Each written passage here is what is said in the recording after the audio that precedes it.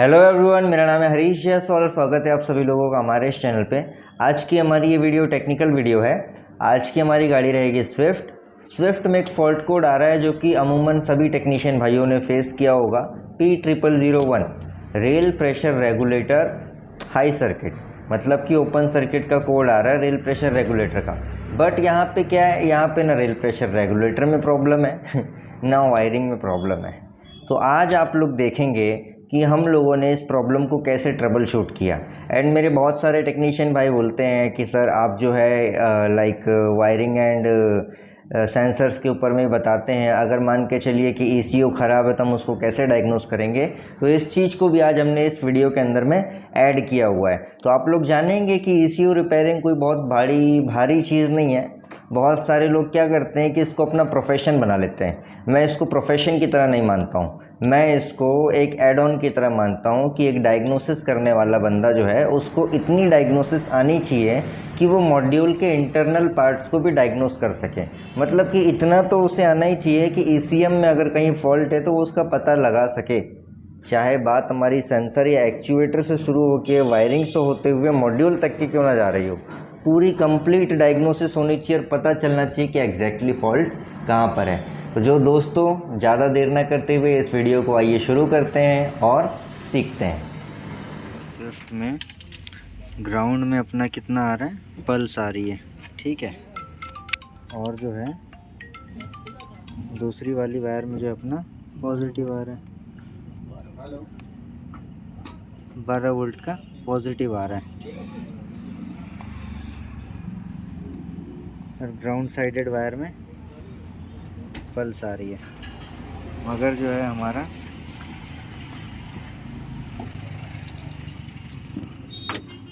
Code generate हो रहा है fuel volume regulators control circuit open current. अब जो है हमारी गाड़ी को हम सेल्फ लगा करके स्टार्ट करने की कोशिश करेंगे तो नहीं होगी।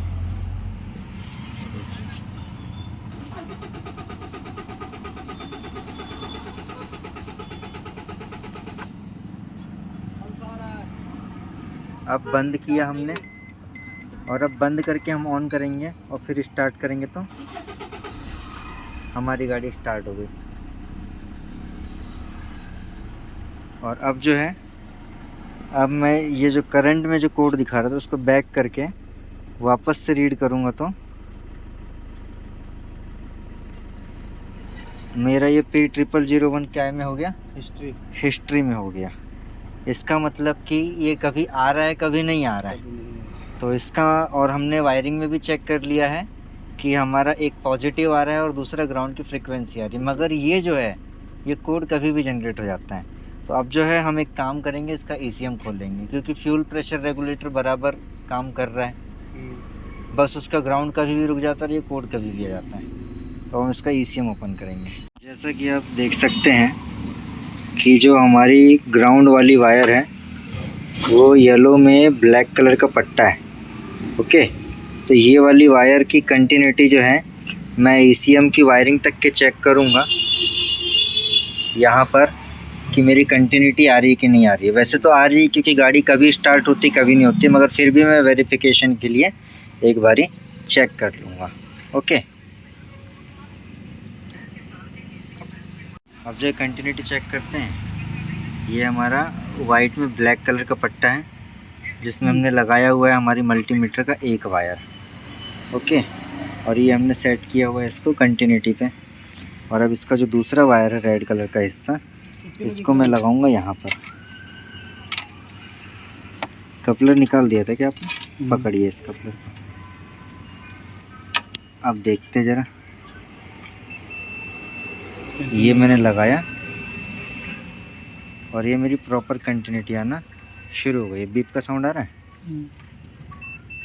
इसका मतलब कि मेरा वायर जो है वो ECM तक के बराबर जुड़ा हुआ है। अब हम क्या करेंगे कि इसका पिन नंबर ढूंढेंगे कि कौन से नंबर पिन पे मेरा ये ब्लैक में येलो में ब्लैक कलर का पट्टा गया है, और मैं उस पिन को रिवर्स ट्रेस करूँगा और उसका जो IC मेरी आएगी ख़राब उसको मैं बदल दूँगा। मेरा येलो में जो ब्लैक कलर का पट्टा है तो किधर आ रहा है, ये यहाँ पे आ रहा है। मतलब कि नीचे से चौथे नंबर का है ना हमारा। 1 2 3 ये 4, ये चौथे नंबर पे हमारा ब्लैक कलर का पट्टा है। और उसके ठीक ऊपर में 5वें नंबर पे ये वाला जो है, इसके बाजू में जो पीला वाला वायर उसके ठीक ऊपर में 5वें नंबर पे ये 2 पिन है हमारी, है ना। ये वाली नेगेटिव की, ये वाली पॉजिटिव की है। तो ECM के कपलर में किधर लगेगा, ECM का कपलर इस पर फिट कीजिए, उल्टा उल्टा ऐसा लगेगा कपलर, है ना। तो ये इसमें जब ऐसा लग रहा है तो इसका मतलब कि इसकी निचली सीरीज़ की जो है, इसके निचले सीरीज़ के चौथे नंबर की पिन और ऊपर से 5वें नंबर की पिन अपनी हो गई DRV की। अब अपन इसको क्या करेंगे, रिवर्स ट्रेस करेंगे, क्योंकि कोड जो आ रहा है वो आ रहा है मेरा P0001। जैसा हमने देखा था नीचे से चौथा और ऊपर से 5वां, तो ये नीचे वाली जो सीरीज़ है वो हमारे यहाँ पे आती है। मतलब कि 1 2 3 4 ये चौथे नंबर की जो पिन है हमारी, ये हमारी DRV के ग्राउंड की हो गई और उसके ऊपर से 5वें नंबर की पिन हमारी पॉजिटिव की हो गई। अब इसकी कंटिन्यूटी हम मल्टीमीटर से चेक करते हैं और रिवर्स ट्रैक करके पता लगाते हैं कि ये हमारा कहाँ से कहाँ तक के गया। पॉजिटिव तो कंटिन्यू आ रहा था, हमको ये नीचे से जो चौथे नंबर की पिन है इसको ट्रेस करना है। तो चलिए ज़रा भाईजान कोई एक जन पकड़ोगे। अरे तारिक भाई आप कैमरा पकड़ लीजिए। कैमरा पकड़ते हैं, चलिए कैमरा में तो ही जाता है।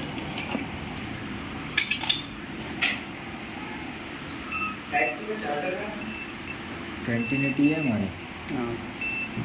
अभी नीचे से मैं चौथे नंबर पे लगा देता हूँ, 1 2 3 4, और उसके बाद यह ऊपर मदरबोर्ड पे ढूंढता हूँ, क्योंकि ये एक एक्चुएटर का ग्राउंड है तो किसी न किसी डायोड या मॉसफेट पे होना चाहिए।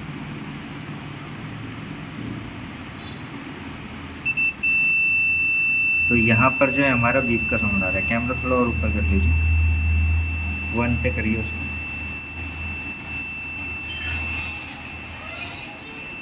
जैसा कि हम देख सकते हैं कि हमारा ये कहाँ पे आ रहा है, पिन नंबर 4 यहाँ पे आ रही है। तो अब यहाँ से सबसे पहले मैं इस डायोड को देखूँगा कि क्या ये शॉर्ट है क्या, तो ये शॉर्ट नहीं है। तो अब इसका जो दूसरा हिस्सा है वो कहाँ पे आ रहा है, हमारे इस वाले ट्रांजिस्टर पे आ रहा है। तो अब जो ये वाला ट्रांजिस्टर है, इसकी तीनों पिनों में से कोई भी पिन आपस में शॉर्ट नहीं होनी चाहिए। हम पलटी करके भी चेक करेंगे, शॉर्ट नहीं है।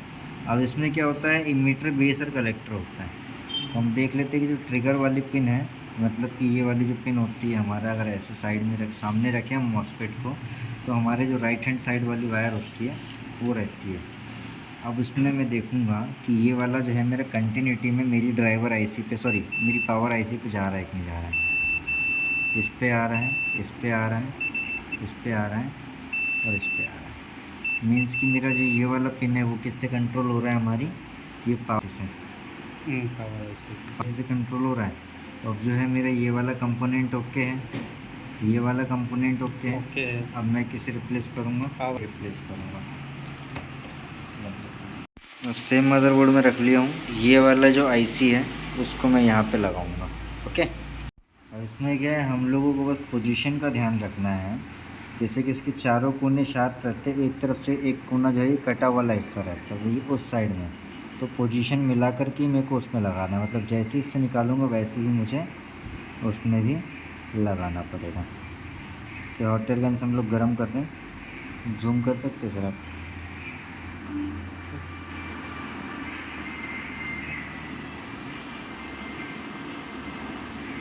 हम ये चेक करेंगे कि इसका जो ये सोल्डरिंग है ये पूरा मेल्ट हो जाए, उसके बाद ही हम लोग जो है इसे निकालने की कोशिश करेंगे।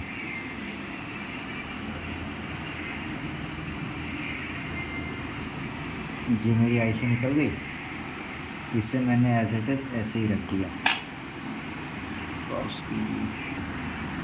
अब जो है मुझे ये वाले ECM के आईसी निकालना है। जैसा कि आप लोग यहाँ पे देख सकते हो कि ये वाली आईसी मैंने निकाल के रखी, इसको मैं इसकी जगह पे लगाऊंगा।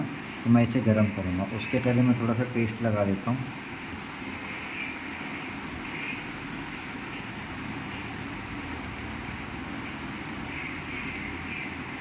अभी पॉज कर दीजिए। अब ये वाली आईसी को हम लोग हॉट करके निकाल रहे हैं। आहिस्ते से इसको निकालूंगा मैं और इसको उसी पोजीशन में ले जा कर के रखूँगा।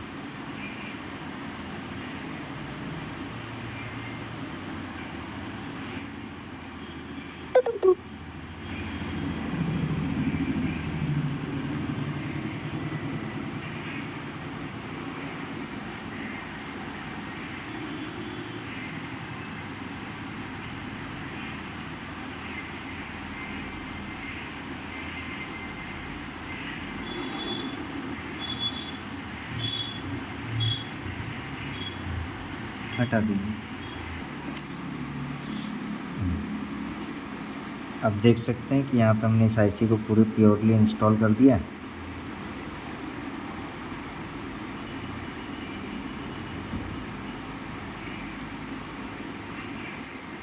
और अब इसे ठंडा होने देंगे हम लोग। As you all can see, हॉट पास में रहिए। देखिए एक भी पिन शॉर्ट नहीं है, सब अपनी जगह पे लगी हुई है। इसी तरीके से आप लोगों ने इंस्टॉल करना है और उसके बाद। तो दोस्तों मन में सवाल उठे, कितने सवाल उठे कि सर वो जो हमारा रेल प्रेशर रेगुलेटर में जो ड्यूटी साइकिल थी उसका क्या मतलब था, ये नेगेटिव का क्या मतलब है, ये पॉजिटिव का क्या मतलब है, ये कंटिन्यूटी टेस्ट आपने कैसे किए, नहीं आएगा तो क्या करना है, ये ओपन सर्किट का क्या मतलब है, या फिर जो मैंने ECM में पिन नंबर पहचाना, ये पिन नंबर मैंने क्यों पहचाना।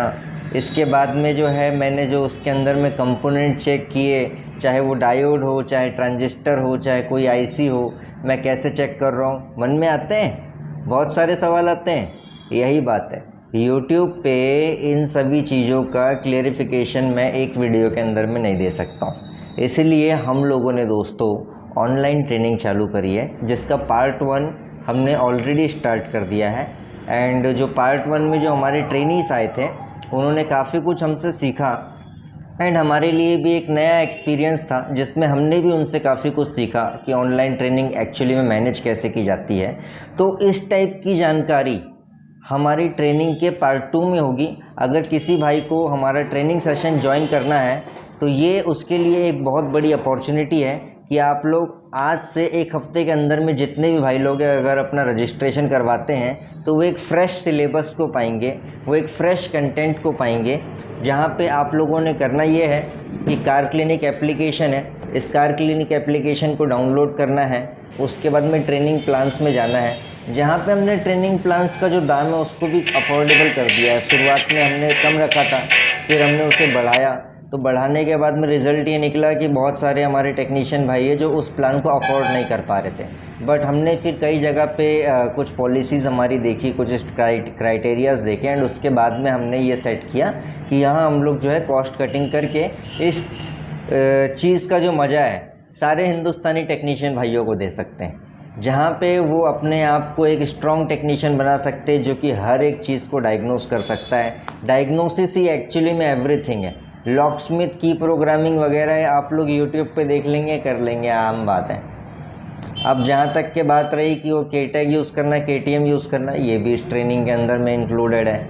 आपका जो है रीड एंड राइट करना, मीटर हो चाहे इमोबिलाइज़र हो चाहे BCM हो, वो भी इस ट्रेनिंग के अंदर में। बट जो सबसे मेन चीज़ है हमारी ट्रेनिंग की वो है डायग्नोसिस की। एक्चुअली में डायग्नोसिस किया कैसे जाए, सेंसर एक्चुएटर से शुरू होते हुए वायरिंग को रखते हुए हमारा मॉड्यूल्स के अंदर तक की कंप्लीट डायग्नोसिस हमको आनी चाहिए। अगर ये हमें आती है तो हम अपने आप को एक अच्छा डायग्नोस्टिशियन मान सकते हैं। परफेक्ट कोई नहीं है, 100% कोई नहीं है, मगर साथ में जब आपस में जुड़ते हैं तो हम लोग एक दूसरे से सीखते हैं। जैसा कि मैंने कहा कि जो हमारा पार्ट 1 ट्रेनिंग का सेशन था उसमें मैंने काफ़ी कुछ सीखा हमारे ट्रेनीज़ से, ट्रेनीज़ ने हमसे काफ़ी कुछ सीखा। एंड अब जो हमारा फ्रेश सिलेबस बना है उसमें जितने भी हमारे पुराने ट्रेनिंग वाले बंदे थे उन सभी को मैं 2-2 महीने का एडिशनल पैक दे रहा हूँ, जिसमें वो लोगों का जो टाइम पीरियड है उनको भी 2 महीना मैंने आगे बढ़ाया, क्योंकि काफ़ी कुछ चीज़ें मैंने भी उसमें सीखी है। तो अब जो ये पार्ट 2 चालू हो रहा है इसमें डायग्नोसिस में हमने एवरीथिंग सब कुछ कवर किया हुआ है। कार क्लिनिक में जाइए, वहाँ पे ट्रेनिंग प्लान्स में अपने बजट के हिसाब मुताबिक चुनिए।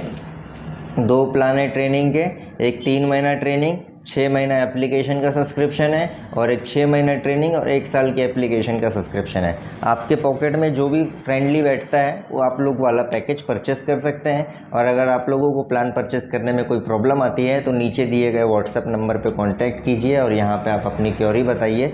अगर कुछ जानना है आपको इसके बारे में तो भी आप नीचे दिए गए व्हाट्सएप नंबर पे कांटेक्ट कर सकते हैं। अदरवाइज टोल फ्री नंबर है 1800313204 आप इस पर भी कॉल करके अपनी जानकारी अपनी क्वेरीज हमसे पूछ सकते हैं। तो दोस्तों इतना ही था आज की वीडियो में, मिलते हैं नेक्स्ट टेक्निकल वीडियो में। Have a nice day, bye.